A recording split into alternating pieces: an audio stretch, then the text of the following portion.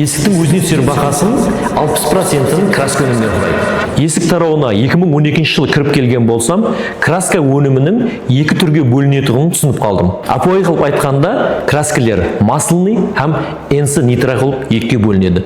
Масляный краскалар біздер өздеріміз ремонт істегенде валикпенен жағатығын краскалар деп түсінсек, нитро краскаларымыз бұлар автомобильдерге қолданатын тез кеуетін краскалар екенін түсіндім. Осы күнге шейін Кушмак компаниясында 3 мемлекеттің краскасынан жақсы пайдаланып көрдік. Біріншісі Германия краскалары.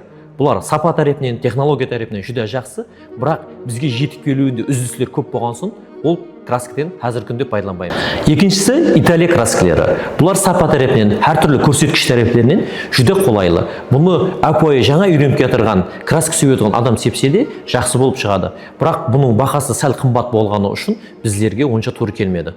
Үшіншісі бұл Түркия краскалары.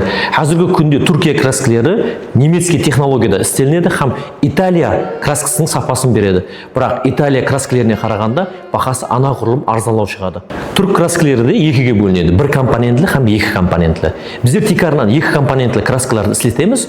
Екі компонентті краскалар бір компонентті краскаға қарағанда әдеуір қымбатлау жүреді. Соған жараса сыпатында ұзақ мүддет ұстап тұрады. Осындай есікке байланыслы пайдалы мағлұматларды жіберіп қоймау үшін біздерге подписация қылың. Егер де сізге сапалы һәм ұзақ мүддетке қызмет қылатын есіктер керек болса, Кушмак компаниясына müracaat қылың.